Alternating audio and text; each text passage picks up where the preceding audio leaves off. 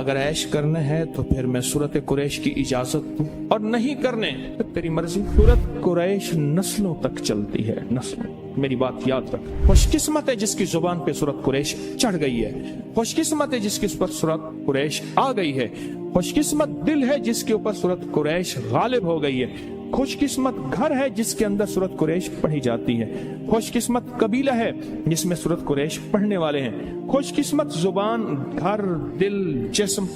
جہاں سورت قریش جاری ہوتی ہے وہ خوش قسمت ہے۔ آپ کو یاد ہے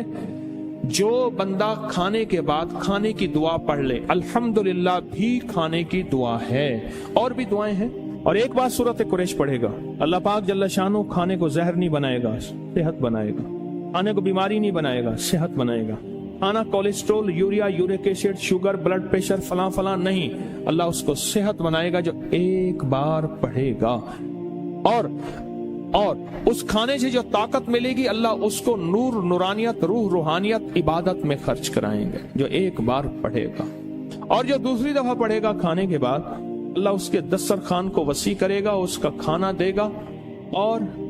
خدا لاجواب کھانے اور رزق بے بہا ہو جائے گا، اور لاجواب کھانے ہوں گے، دسترخوان وسیع ہوگا، رزق بے بہا ہو جائے گا۔ اور جو تیسری اور آخری دفعہ کھانے کے بعد سورت قریش پڑھے گا اللہ اس کی 7 نسلوں کو کھلائے گا بھی صحیح، پلائے گا بھی صحیح، پہنائے گا بھی صحیح۔ یہ تو کھانے کے بعد صرف 3 بار کی، اگر کوئی زیادہ پڑھ لے پھر بولے، یہ تو 3 بار کی طاقت ہے۔ اور جو سفر کے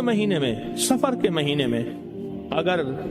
سورت قریش پڑھ لے اور طے کر لے کہ میں نے سورت قریش پڑھنی ہے، اس کی طاقت نسلوں میں چلتی ہے، نسلوں میں چلتی ہے، نسلوں میں چلتی ہے، نسلوں سے غربت، نسلوں سے فقر، نسلوں سے فاقے، نسلوں سے فقیری،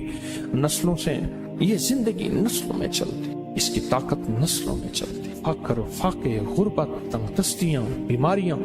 تکلیفیں، ناکامیاں، مشکلات، مقدمات، قتل و غارت، حالات، تنگیاں، تنگ دستیاں، اس کی طاقت نسلوں میں چلتی ہے۔ یہ چیزیں ان سے نسلوں سے ختم ہوتی ہیں۔